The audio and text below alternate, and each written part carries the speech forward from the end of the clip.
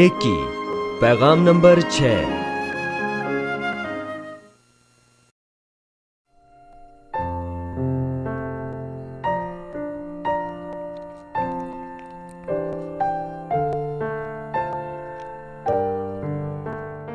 Daniel छठा बाब 10वीं आयत। और जब दानियल ने मालूम किया कि उस नविश्ते पर दस्तखत हो गए, तो अपने घर में आया और उसकी कोठड़ी का दरीचा यरूशलेम की तरफ खुला था। वो दिन में 3 मर्तबा हस्बे मामूल घुटने टेक कर खुदा के हुजूर दुआ और उसकी शुक्रगुजारी करता रहा।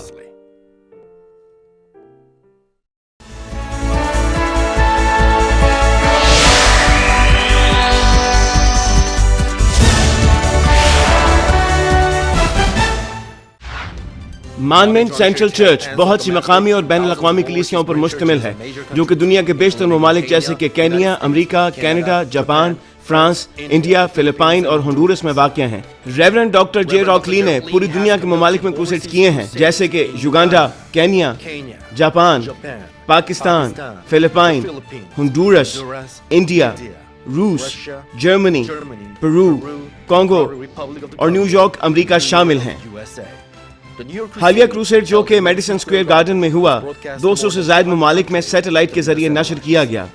उनकी रूहानी और शिफाई इबादत को 200 से ज्यादा ममालिक में सैटेलाइट, रेडियो, टीवी और इंटरनेट के जरिए नशर किया गया है। सन 2000 में युगांडा में मुनक़दा इंजील मुक़द्दस क्रूसेड को CNN पर भी दिखाया गया और इन क्रूसेड्स की बुनियाद पर उन्हें बेदारी का आलमगीर रहनुमा करार दिया गया।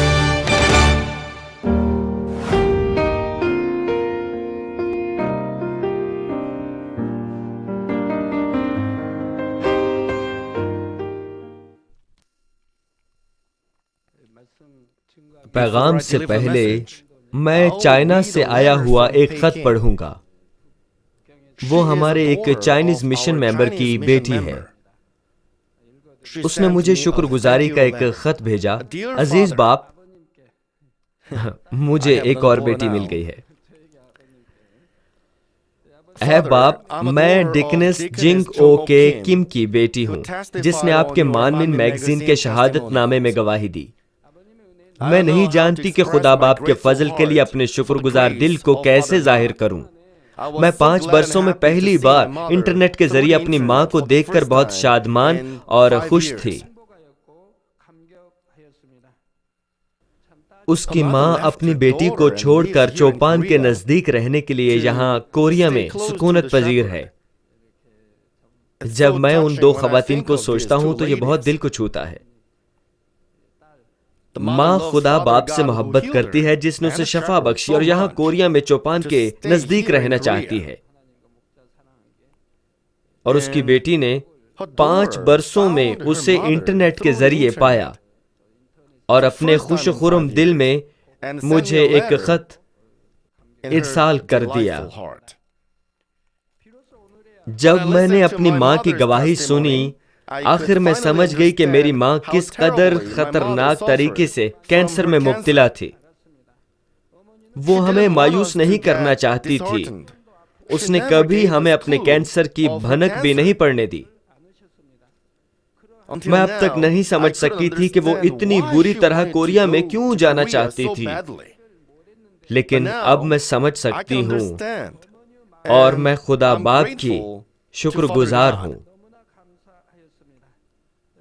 आपकी ज़मानो मकान से बालातर दुआ के वसीले मेरा खानदान बच गया। मैं किस तरह आपका एहसान चुका सकती हूँ? मैं शायद कभी माँ का लफ्ज मुंह से ना निकाल सकती। उनके कहने का मतलब है कि शायद उसकी माँ मर जाती तो वो सब कुछ खो बैठती। खुदा बाप के फजल से मैं अपनी माँ का चेहरा देख सकी। मैं कितनी शुक्रगुजार हूँ। मैं खुद खुदा बाप के कलाम के साथ रहती हूँ। अब मेरे और मेरी माँ के पास गुफ्तगू के लिए कुछ मुश्तरका भी है। जब कभी हम फोन पर बात करते हैं, हम खुदा बाप के नाम में एक दूसरे की हिम्मत बढ़ाते हैं। बाप तेरा शुक्र हो, तूने हमारे खानदान को बचा लिया। میری ماں کو بچانے کے لیے تیرا شکر ہو، اگرچہ میرا حقیقی باپ رحلت کر چکا ہے، اب میرے پاس کوئی ہے جس کو میں باپ کہہ سکتی ہوں۔ اس کا حقیقی باپ وفات پا چکا ہے، مگر وہ شکر گزار ہے کیونکہ میں نے اسے اجازت دی کہ مجھے باپ کہہ لے۔ میں نے کبھی نہیں سوچا تھا کہ مجھے کوئی ملے گا جس کو میں باپ کہہ سکوں گی، لیکن اب میرے پاس روحانی باپ ہے جو کبھی نہیں مرے گا۔ میں کیسی خوش قسمت ہوں۔ باپ، میں اور میری ماں لا تبدیل دل پر قائم رہیں گی۔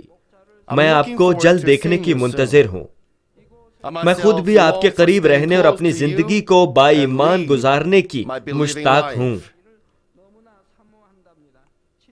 میں خدا باپ کا شکر ادا کرتی ہوں جس نے میری ماں کو شفا بخشی اور میرے خاندان کو ہلاکت سے بچایا۔ میں اپنے باپ سینئر پاسٹر کے لیے اپنے شکریہ کو بڑھاتی ہوں جو ہماری خاطر دعا کرتا ہے۔ میں چاہتی ہوں کہ ہمارا خاندان روحانی کارکن بن سکے۔ باپ، آپ کا بہت شکریہ۔ میرے پاس شکر گزار دل کے علاوہ ظاہر کرنے کے لیے کوئی چیز نہیں۔ باپ، آپ کا بہت شکریہ ہو۔ سسٹر میوا چنگ۔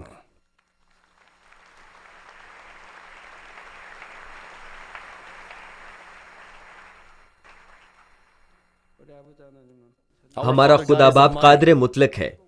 اس کی قدرت جگہ اور وقت سے بالاتر ہے۔ بیرون ممالک میں لوگوں نے ایمان کے ساتھ میری دعائیں لی اور خدا باپ نے کینسر، بریسٹ کینسر اور دیگر بیماریوں سے شفا بخشی۔ خدا نے ایک اور خاندان کو بچایا۔ ایک بیٹی نے مانمن میگزین کے ذریعے اپنی ماں کو پا لیا۔ اس کو اپنی ماں کی تکلیف اور کوریا کو چھوڑنے کا سبب بھی معلوم ہو گیا۔ اس کو اس کی سمجھ آ گئی۔ اس کی ماں نہیں چاہتی تھی کہ اس کے بچوں کو اس کی بیماری کینسر کا علم ہو۔ وہ نہیں چاہتی تھی کہ جس مصیبت میں سے وہ گزر رہی ہے اس کے بچے بھی گزریں۔ اس نے اس طرح سے بیماری کے خلاف جدوجہد کی۔ لیکن اس نے میری دعا کے وسیلے خدا کی قدرت کے ظہور میں شفا پائی اور اس نے کوریا آنا چاہا۔ اس کے بچے اس کے دل کو کس طرح سمجھ سکتے تھے؟ وہ نہیں سمجھ سکتے تھے، لیکن اب ان کو پس منظر کی کہانی کا علم ہو گیا ہے اور آخر وہ اس کو سمجھ سکے ہیں کہ ماجرا کیا تھا۔ مسیح میں عزیز بہنوں اور بھائیوں، یہ نیکی میں چھٹا اجلاس ہے۔ آج میں دانیل اور اس کے 3 دوستوں کے بارے میں پیغام دوں گا۔ دانیل اور اس کے 3 دوست یہودا کے قبیلے کے شاہی اور شریف خاندانوں میں پیدا ہوئے تھے۔ جب بابل کے بادشاہ نبوکد نظر نے 605 کاف میم میں یہودا کے بادشاہ پر لشکر کشی کی تو دانیل اور اس کے 3 دوستوں کو غلام بنا کر بابل لایا۔ اگرچہ وہ غلام تھے اور غیر بادشاہی میں کوئی بھی حیثیت نہیں رکھتے تھے، وہ ان کے درمیان اعلیٰ مرتبت تھے اور وہ خدا کی تعظیم کرتے اور اسے جلال دیتے تھے۔ دانیل کو بادشاہ اور بادشاہیاں تبدیل ہونے کے باوجود شخصی طور پر بادشاہوں کی حمایت حاصل تھی۔ وہ بادشاہ کے نائب کے عہدے کے مزے لیتا تھا۔ یہ اس لیے تھا کہ دانیل اور اس کے 3 دوست خدا کے مقبول دل رکھتے تھے اور اعمال سے اپنی نیکی دکھا کر اس کو خوش کرتے تھے۔ یہ ایسے تھا جیسے خدا نے استثنا 28ویں باب کی پہلی آیت میں وعدہ کیا تھا، اور اگر تو خداوند اپنے خدا کی بات کو جانفشانی سے مان کر اس کے ان سب حکموں پر جو آج کے دن میں تجھ کو دیتا ہوں احتیاط سے عمل کرے تو خداوند تیرا خدا دنیا کی سب قوموں سے زیادہ تجھ کو سرفراز کرے گا۔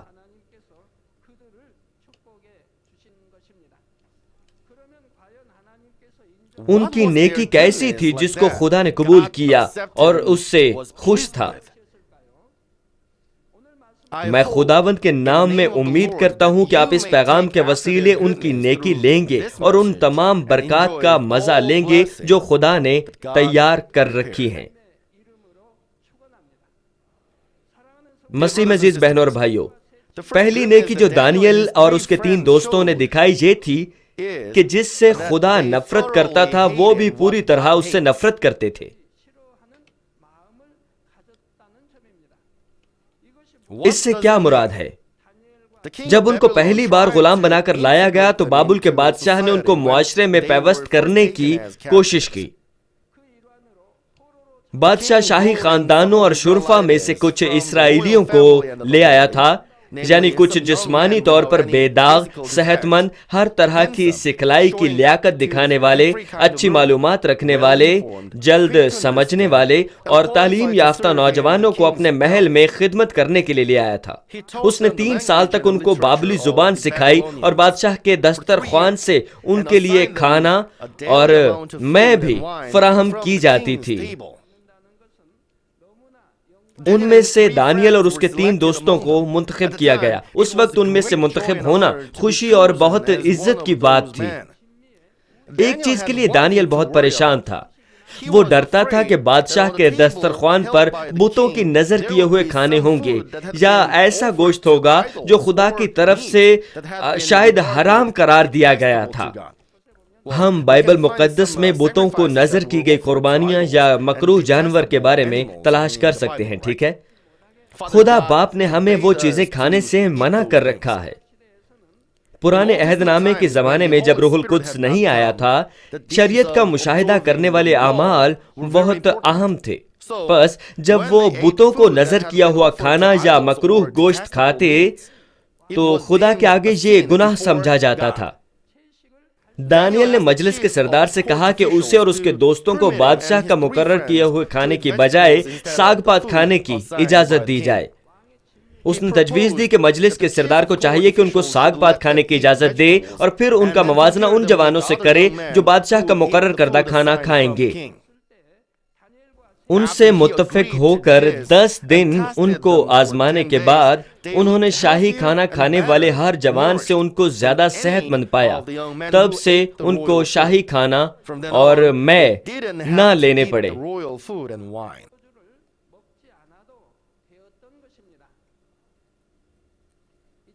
خدا باپ نے ان کو برکت دی کیونکہ وہ خدا سے ڈرتے تھے اور اپنے آپ کو خدا کے حکموں کے موافق چلاتے تھے۔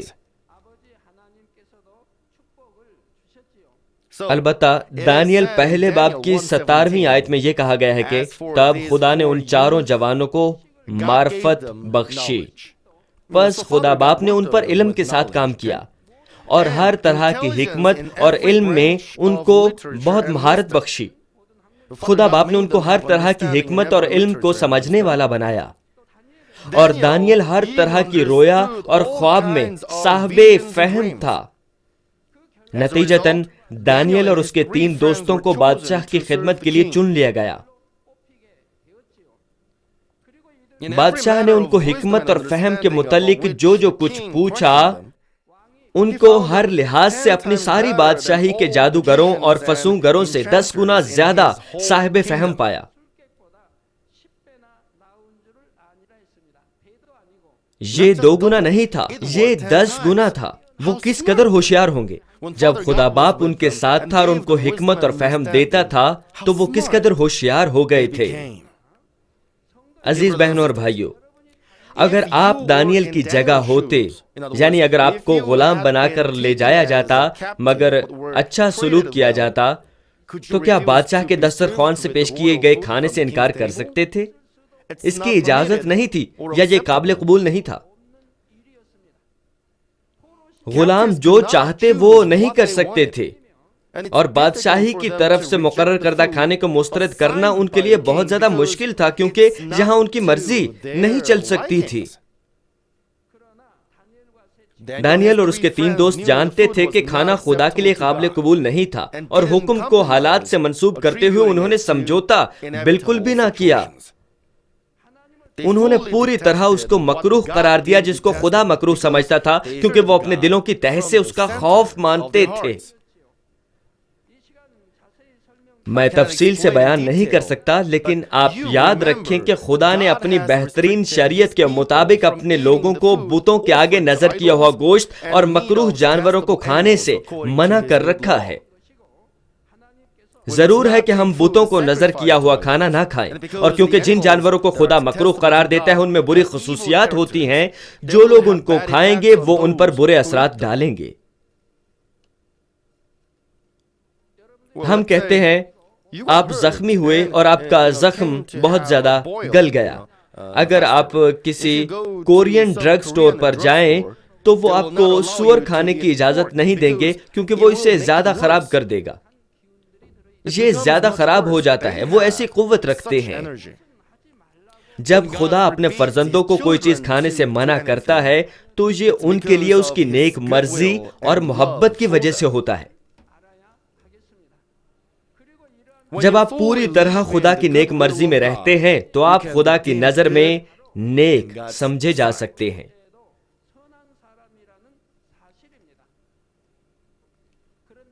خدا پر ایمان رکھنے والوں میں بعض لوگ وہ کرتے ہیں جس سے خدا ان کو منع کرتا ہے، حالانکہ وہ یقیناً یہ جانتے ہیں، اس لیے کہ وہ یہ کرنا اپنے جسمانی خیالات پر چلنا بہتر سمجھتے ہیں۔ خدا بتوں کو کس قدر مکروہ قرار دیتا ہے۔ پہلا اور دوسرا حکم ہمیں سختی سے تنبیہ کرتے ہیں، اور بائبل مقدس کی بہت سی آیات ہمیں سکھاتی ہیں کہ بتوں کی پوجا کس قدر بے معنی عمل ہے۔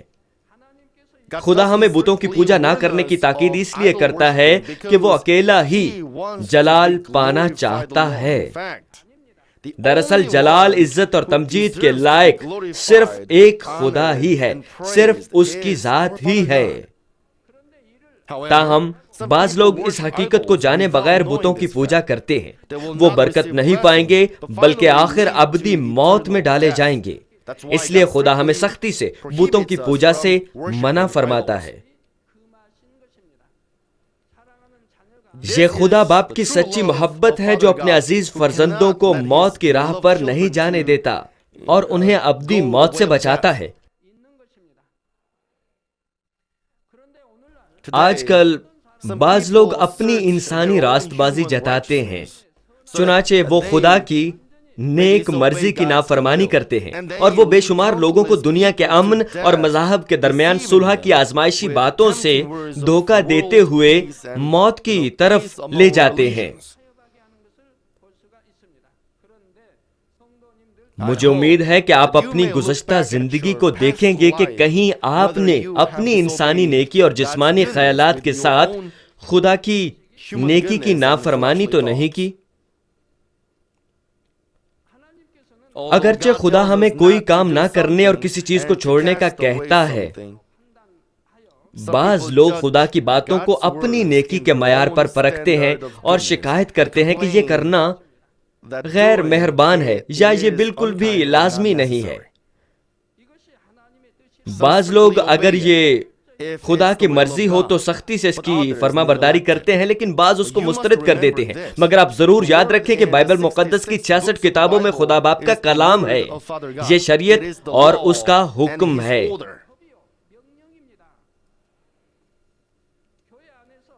چرچ میں مردوں اور عورتوں کے درمیان بھی بالکل یہی حکم ہے۔ یہ تنبیہ کرتا ہے کہ ایک مرد اور عورت کو اکیلے ایک کمرے میں نہیں ٹھہرنا چاہیے جہاں وہ نظر نہ آ سکیں۔ یہ خاص معاملات کے علاوہ ایک دوسرے سے ہاتھ بھی نہیں ملانا چاہیے۔ ہر کوئی جب تک پوری طرح روحانی دل کی تکمیل نہیں کر لیتا جسمانی خصوصیات رکھتا ہے، اور کیونکہ وہ ان حالات میں گناہ کر سکتے ہیں خدا ہمیں سختی سے تنبیہ کرتا ہے۔ کیا آپ نے پوری طرح سمجھا ہے اور ان پہلوؤں میں خدا کی نیک مرضی کو مانتے ہیں؟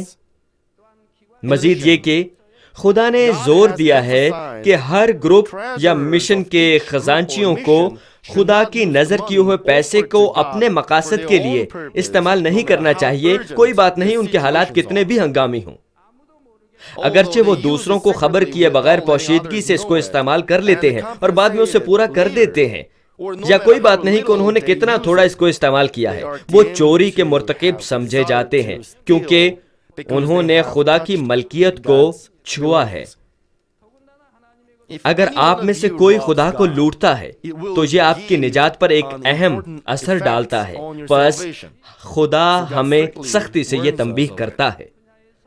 مجھے امید ہے کہ آپ سب پیچھے مڑ کر اس کے متعلق دیکھیں گے کہ جس کے بارے خدا نے سختی سے تنبیہ کی ہے، آپ نے کتنے اچھے دل کے ساتھ اس کی فرما برداری کی۔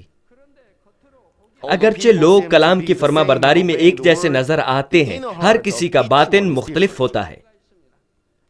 مثال کے طور پر بعض لوگ کلام میں چھپی ہوئی خدا کی نیک مرضی کو سمجھتے ہیں اور رضامندی اور خوشی سے اس کی فرما برداری کرتے ہیں۔ بعض دوسرے خدا کی مرضی کو جانتے ہیں لیکن ایک فرض سمجھ کر اس کی فرما برداری کرتے ہیں کیونکہ وہ خدا سے ڈرتے ہیں۔ پھر بھی دوسرے اس کو بڑا بوجھ محسوس کرتے ہیں کیونکہ وہ خدا کی نیک مرضی کو نہیں جانتے اور ناخوشی اور مجبوری سے اس کی فرما برداری کرنے کی کوشش کرتے ہیں۔ اگر کوئی اپنے جسمانی خیالات کے ساتھ خدا کے کلام کی نافرمانی کرے تو یہ ثبوت ہے کہ وہ نیکی سے بہت دور کھڑا ہے۔ میں خداوند کے نام میں آپ سے کہتا ہوں کہ دانیل اور اس کے 3 دوستوں کے باطن کو سمجھیں اور اس کے مشابہ ہوں جن کے ساتھ غلام ہو کر بھی اچھا سلوک کیا گیا اور انہوں نے ساگ پات کھانے کا انتخاب کیا۔ میں چاہتا ہوں کہ آپ ایمان رکھیں کہ جب آپ اپنے دل سے نیکی کے مشتاق ہوں اور سچائی میں رہنے کی کوشش کریں تو خدا آپ کو آسمان سے عقل اور نیکی عطا فرمائے اور آپ کو آخر تک برکت دے۔ عزیز بھائیوں اور بہنوں، دانیل اور اس کے 3 دوستوں کی دوسری نیکی یہ ہے کہ انہوں نے اپنے ایمان میں قائم رہنے کے لیے اپنی جان کے خطرے میں پڑنے پر بھی سمجھوتا بالکل بھی نہ کیا۔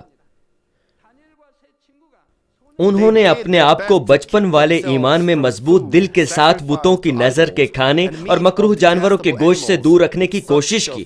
کوئی بات نہیں کہ کتنا وقت گزر چکا تھا اور کوئی بات نہیں تھی انہوں نے کتنا بلند رتبہ حاصل کر لیا تھا، ان کا دل بہت پرعزم تھا۔ ان کی صورتحال غیر قوم کی ثقافت سے بھری ہوئی تھی جو دنیاوی، زمینی اور جسمانی طور پر خدا سے جدا تھی اور زمین بت پرستی سے بھری پڑی تھی۔ اس کے باوجود دانیل اور اس کے 3 دوست دیانتداری اور لا تبدیل دلوں کے ساتھ خدا کی مرضی کی فرما برداری کرنا چاہتے تھے۔ بس خدا کی نظر میں وہ حقیقتاً دیانتدار سمجھے جاتے تھے۔ لیکن جیسے دوسرا تیموتھیوس 3 باب کی 12ویں آیت کہتی ہے، بلکہ جتنے مسیح یسوع میں دیانتداری کے ساتھ زندگی گزارنا چاہتے ہیں وہ سب ستائے جائیں گے۔ انہوں نے اپنے ایمان کے آزمائے جانے کا تجربہ کیا۔ 3 دوستوں کو حکم ملا تھا کہ سونے کی مورتی کے آگے سجدہ کریں۔ اگر وہ اس کے آگے سجدہ نہیں کریں گے تو ان کو آگ کی جلتی بھٹی میں ڈال دیا جائے گا۔ وہ موت کے حکم کے آگے بھی نہیں جھکے بلکہ انہوں نے موت کا انتخاب کیا۔ بادشاہ ان کے مضبوط رویے سے بہت غضبناک ہوا اور اس کے آدمیوں نے بھٹی کی آگ کو معمول سے 7 گنا زیادہ تیز کیا۔ ان کو باندھ کر جلتی آگ کی بھٹی میں پھینک دیا گیا۔ لیکن اس بھٹی میں ان کے ساتھ ایک الہ زیادہ پھرتا ہوا نظر آنے لگا، بس ان میں سے کسی کو نقصان نہ پہنچا اور حتیٰ کہ ان کے سر کا ایک بال بھی بیکا نہ ہوا۔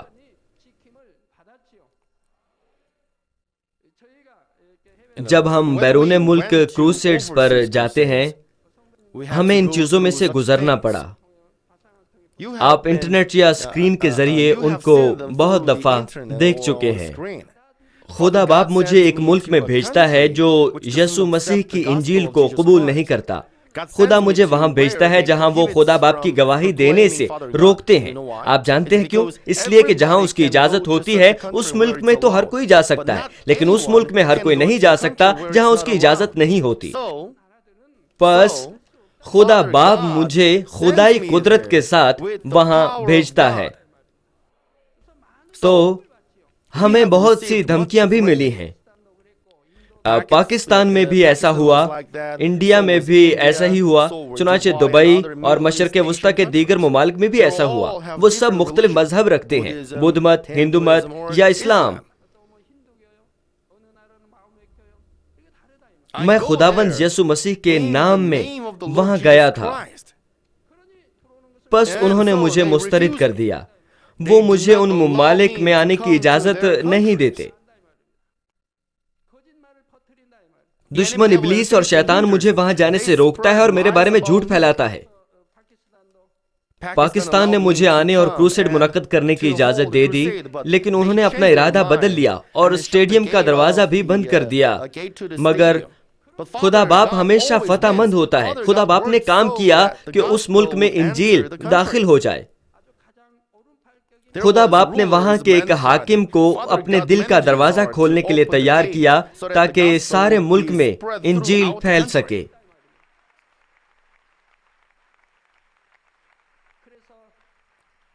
وہ یسوع کی بابت نہیں جانتے تھے، مگر ان میں سے بہت سارے، ان میں سے بے شمار لوگ اسٹیڈیم میں آئے۔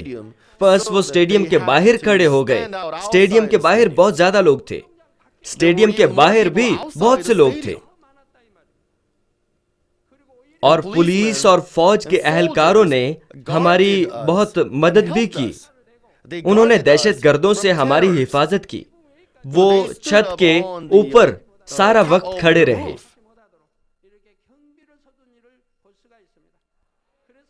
بہت سی جانوں نے شفا پائی، لا تعداد لوگ تبدیل ہو گئے۔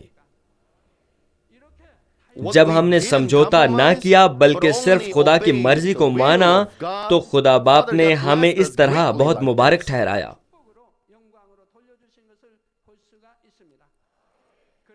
تو وہ شخص جو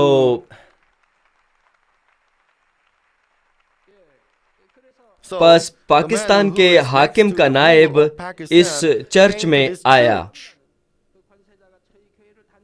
وہ پاکستان میں اسلام کا ایک امیر ہے۔ وہ یہاں صرف مجھے دیکھنے آیا۔ اس طرح کا کام بھی ہوا۔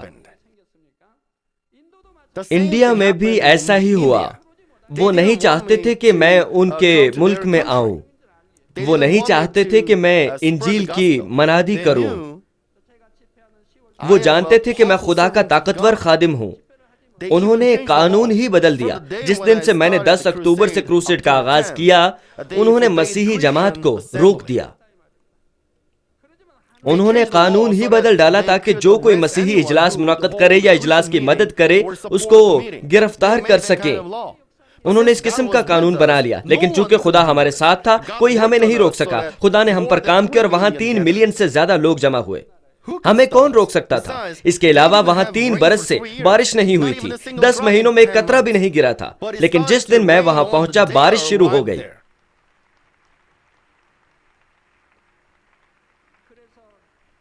جب میں وہاں پہنچا تو خدا نے ملک کو برکت دے دی۔ شہر کے تمام لوگ حکومت کے خلاف مظاہرہ کر رہے تھے کیونکہ ان کے پاس پینے کو پانی بھی نہیں تھا، دھونے کو پانی نہیں تھا، تمام ذخائر ختم ہو گئے تھے۔ وہ حکومت کے خلاف مظاہرہ کر کے پانی مانگ رہے تھے۔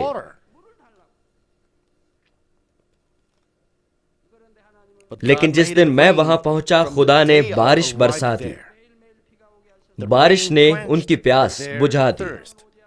لاکھوں لوگ جمع ہوئے اور خدا کا کلام سنا۔ بہت سے لوگ ہندو مت سے مذہب بدل کر مسیحی ہو گئے۔ خدا نے صوبے کے گورنر کو بھی الیکشن میں ہروا دیا تاکہ تبدیلی مذہب کا قانون ختم ہو۔ آپ سب نے یہ دیکھا ہے اور آپ سب یہ جانتے ہیں۔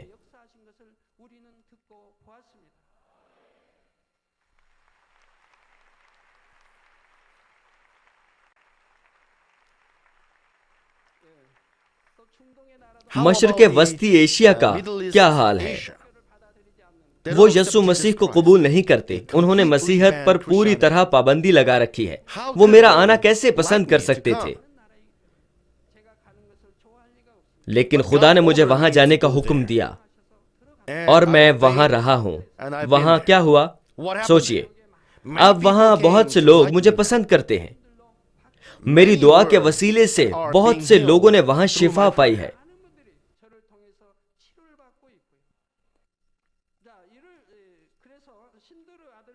چنانچہ الا زادہ کا سا ایک شخص آگ کی جلتی بھٹی میں ان کے ساتھ تھا، بس ان میں سے کسی کو بھی نہ ضرر پہنچا، حتیٰ کہ کسی کا بال بھی بیکا نہ ہوا، اور کوئی بات نہیں کہ کس قسم کا خطرہ ہمارا انتظار کر رہا تھا۔ جب خدا نے ہمیں حکم دیا ہم وہاں پہنچے، اور خدا نے ہماری حفاظت کی، اس لیے ہمیں کچھ بھی نہیں ہوا۔ بس میں کس قدر شکر گزار ہوں۔ اس خطے میں بادشاہ اتنا حیران تھا کہ اس نے سچے خدا کو پہچانا، اور اس کے نتیجے میں اس نے ان 3 آدمیوں کے رتبے کو بلند کیا۔ ٹھیک ہے، شکر گزاری کے ساتھ ہر کوئی جس نے میری مدد کی خدا سے ڈھیروں برکات حاصل کی، اور وہ مزید عزت پانے لگے، اور ان کے رتبے اور بلند ہو گئے۔ بہت سے چرچز جنہوں نے ہمارے کروسیڈز کی مدد کی، انہوں نے عظیم بیداری دیکھی۔ خدا نے ان کو دوسروں سے محبت پانے کے لیے مبارک ٹھہرایا۔ دانیل کو فارس کے دارا بادشاہ کے دور حکومت میں ساری بادشاہی میں بڑے 3 ناظموں کے اوپر تعینات کیا گیا۔ اس وقت اس کے ایمان کو آزمایا گیا۔ 3 ناظموں میں سے بادشاہ نے دانیل کو سردار مقرر کیا کیونکہ وہ ایماندار تھا اور وہ غیر معمولی روح سے معمور تھا۔ شریر حاکموں کا ایک گروپ بادشاہ کی طرف سے اس کی حمایت اور اس پر بھروسہ کیے جانے کے باعث اس سے حسد رکھتا تھا، بس انہوں نے دانیل کو جال میں پھنسانے کے لیے بادشاہ کو ایک مورتی نصب کرنے کو کہا، اور ہر کسی سے کہا گیا کہ اگلے 30 دنوں کے دوران اگر کوئی بادشاہ کے علاوہ کسی اور خدا یا آدمی سے دعا کرے گا تو اس کو شیروں کی ماند میں پھینکا جائے گا۔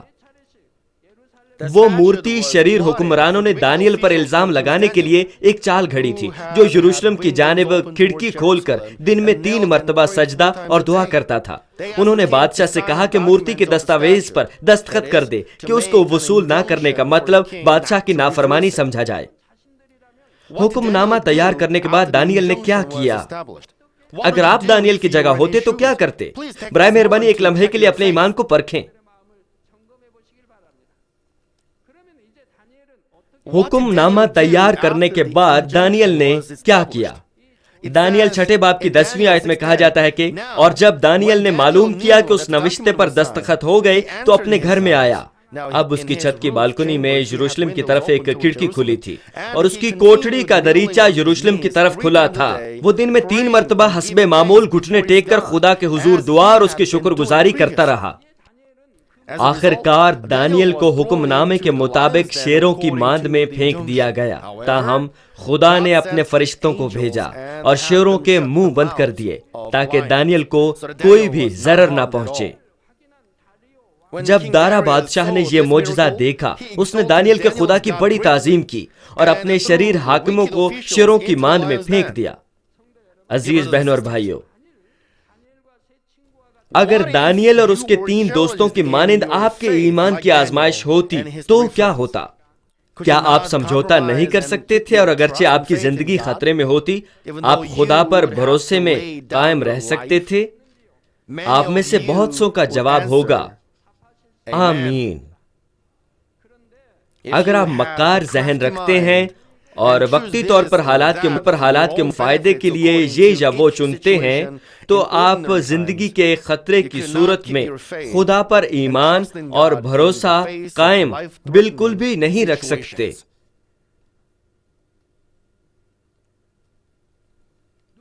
اس لیے کہ لوکا 16 باب کی 10ویں آیت میں ہے، جو تھوڑے میں دیانتدار ہے وہ بہت میں بھی دیانتدار ہے، اور جو تھوڑے میں بد دیانت ہے وہ بہت میں بھی بد دیانت ہے۔ دانیل اور اس کے 3 دوست جانتے تھے کہ یہ خدا کے فضل سے ہی تھا کہ وہ غیر قوم کی بادشاہی میں اعلیٰ مرتبوں پر ترقی پانے کے قابل ہوئے تھے، کیونکہ انہوں نے خدا کے فضل سے طاقت اور شہرت حاصل کی تھی۔ ان کے نیک دل تھوڑے بہت نقصانات سے بچنے کے لیے خدا کی مرضی سے لاپرواہی نہیں کر سکتے تھے۔ نیک دل لوگ زندہ رہنے کے لیے خدا کے فضل سے کبھی بھی لاپرواہی نہیں کرتے۔ اس کے علاوہ یہ خدا باپ کا حکم ہے جو واحد خدا اور خالق ہے۔ اگر آپ اس کی فرما برداری نہیں کرتے تو ہم کیسے کہہ سکتے ہیں کہ یہ نیکی ہے؟ یہ صرف اس وقت کی بات نہیں جب ان کو غلام بنایا گیا اور وہ مشکل وقت میں تھے کہ دانیل اور اس کے 3 دوست کلام کے ساتھ رہے اور خدا کے خواہش مند تھے۔ جب ان کو ترقی ملی اور انہوں نے بادشاہ کے نائب کا رتبہ حاصل کیا تو تب بھی وہ خدا کے طالب تھے۔ وہ ثابت قدمی سے خدا کی مرضی کے مطابق رہے۔ ان کے دل کتنے سچے اور ثابت قدم تھے جو زندگی کے خطرے کی آزمائشوں میں بھی اپنی جگہ سے ٹس سے مس نہ ہوئے۔ جب 3 دوست بھٹی سے پہلے اپنے ایمان میں مضبوط رہے جو معمول سے 7 گنا زیادہ تیز تھی تو خدا کا دل کتنا متاثر ہوا ہوگا۔ صرف خدا باپ کے دل کی اندرونی حالت کو دیکھنے کی کوشش کیجیے، وہ کیسا چھوا گیا ہوگا۔ میں چاہتا ہوں کہ آپ بھی خدا کے دل کو جنبش میں لا سکیں۔ اور جب دانیل نے نئے یروشلم کی طرف کھڑکی کھولی اور حسب معمول سجدہ کر کے دعا کی، حالانکہ وہ جانتا تھا کہ بادشاہ نے ایک حکم نامے پر دستخط کیے ہیں، خدا نے اس کی دعا کی خوشبو کو کس قدر خوشی سے قبول کیا تھا۔ خدا ضرور اس کی انسانی اصلاح سے خوش اور شادمان ہوا ہوگا۔ ہمارا خدا باپ اس قسم کے سچے فرزند چاہتا ہے۔ خدا باپ اس قسم کے فرزند حاصل کرنے کے لیے بنی نوع انسان کی اصلاح کر رہا ہے۔ میں اس حقیقت کو اچھی طرح جان چکا ہوں، اور جب سے میں خدا سے ملا ہوں میں نے کبھی اس کی نافرمانی نہیں کی۔ جب خدا نے مجھے کوئی حکم دیا جو انسانی خیالات میں ناممکن نظر آتا تھا تو میں نے اس میں چھپی ہوئی خدا کی نیک مرضی پر ایمان رکھا، اور میں نے ایمان رکھا کہ خدا ہمارا پیار کرنے والا باپ ہے جو ان لوگوں کو مضبوطی اور قوت عطا فرماتا ہے جو پوری طرح اس پر توکل اور بھروسہ کریں۔ اس لیے جب میری زندگی موت کے کنارے پر تھی میں نے کوئی دنیاوی طریقے استعمال نہیں کیے، بلکہ صرف خدا پر توکل کیا، صرف اس پر توکل کیا۔ بعض اوقات مجھے معلوم ہوا کہ آزمائشیں آگ کی طرح آئیں گی، مگر میں نے فرما برداری کی اور جرأت سے سچائی کی منادی کی۔ میں کبھی بھی ان ملکوں میں جانے سے نہیں گھبرایا جہاں مجھے شیروں کی ماند میں ڈالے جانے جیسے بہت سے خطرات لاحق ہوتے۔ میں نے کبھی کوئی بہانہ نہیں بنایا۔ میں نے کبھی نہیں کہا کہ اے باپ انہوں نے تو قانوناً یہ منع کر رکھا ہے، وہ ہمیں انجیل کی منادی کرنے اور یسوع مسیح کی خوشخبری پھیلانے سے منع کرتے ہیں، میں جیل جا سکتا ہوں، اے باپ مجھے کیا کرنا چاہیے؟ میں نے کبھی اس طرح بہانہ نہیں کیا، میں نے صرف آمین کہا اور میں نے اس کی فرما برداری کی۔ آپ سب اس کے گواہ ہیں۔ جیسے دانیل کو معلوم ہوا کہ بادشاہ نے حکم نامے پر دستخط کیے ہیں تو بھی اس نے ثابت قدمی سے گھٹنے ٹیکے اور دعا کی۔ میں نے بھی خدا خالق اور یسوع مسیح کی بابت منادی کی، حالانکہ میں جانتا تھا کہ قانونی طور پر انجیل کی منادی کرنا فلاں فلاں جگہ پر منع ہے۔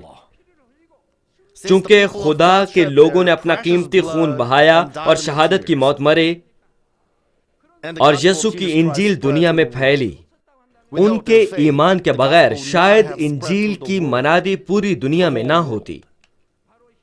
جب میں نے ہندو مت کے پیروکار ملک انڈیا میں ایک کروسیڈ منعقد کیا، ریاست کی حکومت نے سختی سے مذہب کی تبدیلی پر پابندی کا ایک حکم نامہ جاری کیا اور کروسیڈ کے پہلے دن سے اس کو رائج کر دیا۔ اگر میں کروسیڈ کے دوران مسیحیت کی سچائی کی منادی کرتا تو توقع کی جاتی تھی کہ بہت سے ہندوستانی خدا پر ایمان لے آتے اور مسیحی ہو جاتے اور میں گرفتار ہو جاتا۔ ہندوستانی پولیس کے بہت سے اہلکار کروسیڈ کے اطراف میں جمع ہو گئے۔ میں ان خطروں کے آگے بالکل نہیں لرزا اور 3 دن کا کروسیڈ منعقد کر دیا جہاں خدا نے حیرت انگیز قدرت کا مظاہرہ کیا۔ اب ریاست کا کیا بنا؟ وزیر اعظم اور اس کی پارٹی جس نے انڈیا میں ہمارے کروسیڈ میں دخل اندازی کی تھی اور مذہب تبدیل کرنے کے خلاف قانون بنا کر لوگوں کو منع کر دیا تھا، ان کو گزشتہ سال کے الیکشن میں شکست ہو گئی اور قانون ختم ہو چکا ہے۔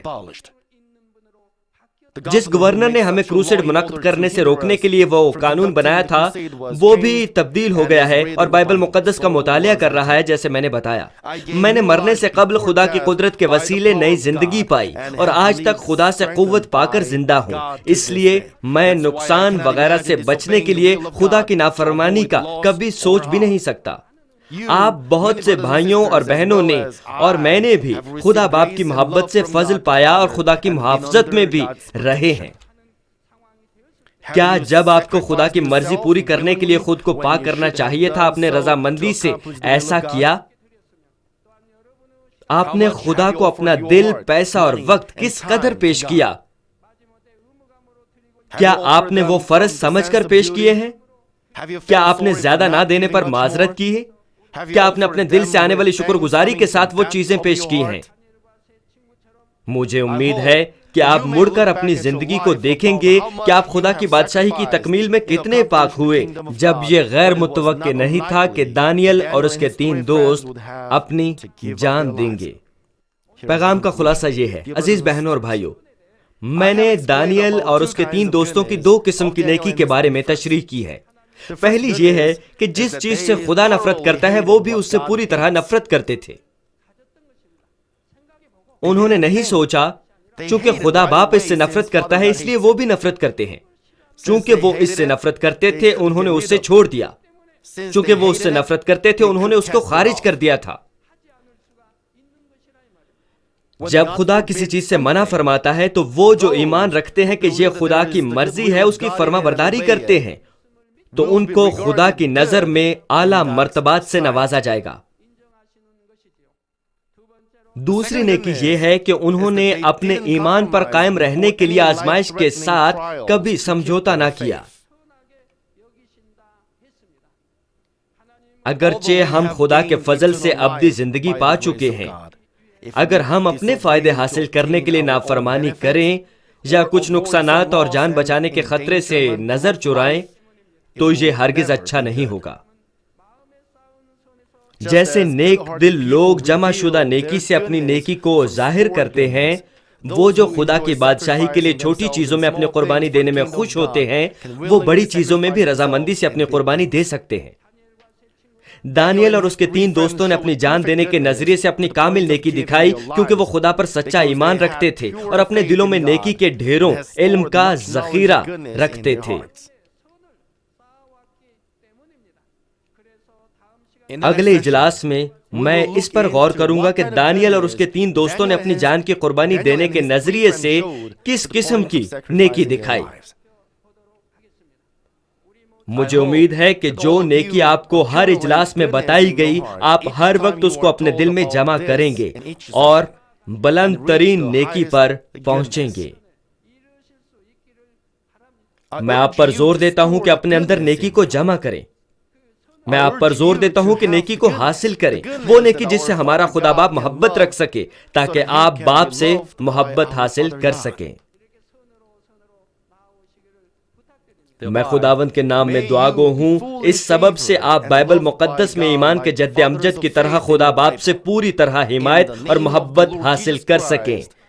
یسوع مسیح کے نام میں آمین.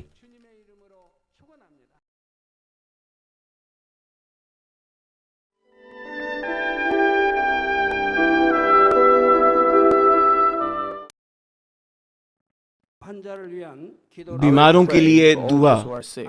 میں ان سب لوگوں کے لیے دعا کروں گا جو بیمار ہیں. آپ اپنے بدن کے اس حصہ پر اپنا ہاتھ رکھ لیں جہاں پر بیماری ہے اور اس دعا سے استفادہ کیجیے.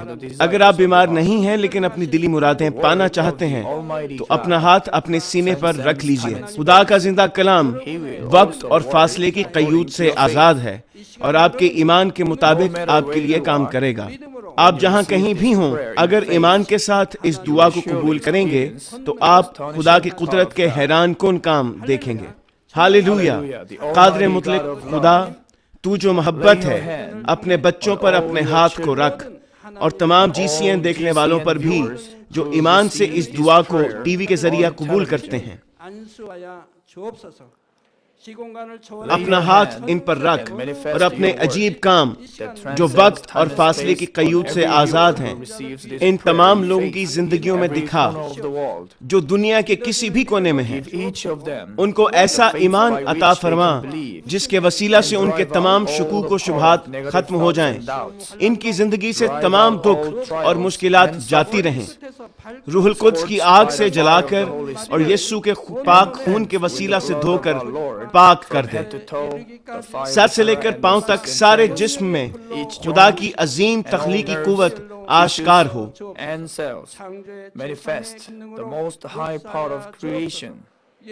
میں خداوند یسوع مسیح کے نام سے دشمن ابلیس اور شیطان تمام بیماریوں جراثیموں اور کمزوریوں کو حکم دیتا ہوں کہ ان بدنوں سے الگ ہو جائیں.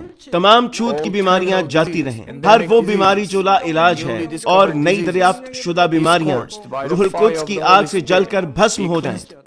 آپ بیماری سے پاک ہو کر زور پائیں. معدے کا کینسر، پھیپھڑوں کا کینسر، رحم کا کینسر، جلد کا کینسر، آنتوں کا کینسر، ایڈز، لوکیمیا، ذہنی امراض، دل کا عارضہ، پھیپھڑوں کی بیماریاں، ہر قسم کے زنانہ امراض، بلند فشار خون، شوگر، جلدی امراض، ہر قسم کی سوجن جاتی رہیں. پولیو، فالج، جوڑوں کا درد اور کمر کا درد یسوع مسیح کے نام میں ختم ہو جائیں. ہر قسم کا سر درد اور حادثات کے نتیجے میں پیدا ہونے والی ہر جسمانی تکلیف یسوع کے نام میں جاتی رہے. بیماری کی وجہ سے تھکان، نزلہ، زکام اور گلر جیسی بیماریاں روح القدس کی آگ سے جل کر بھسم ہو جائیں. مرگی، ذہنی معذوری، ذہنی دباؤ اور تمام ذہنی بیماریاں یسوع مسیح کے نام سے جاتی رہیں. ہر قسم کی تاریکی ختم ہو جائے اور ان کے دلوں میں اطمینان اور شادمانی آ جائے. خدا باپ تخلیق کی عظیم ترین قوت کے وسیلہ سے یہ جسم جو کمزور ہو چکے ہیں دوبارہ سے زور پائیں. فالج کے جکڑے آزاد ہو جائیں اور لنگڑے چلنا اور چھلانگے لگانا شروع کریں.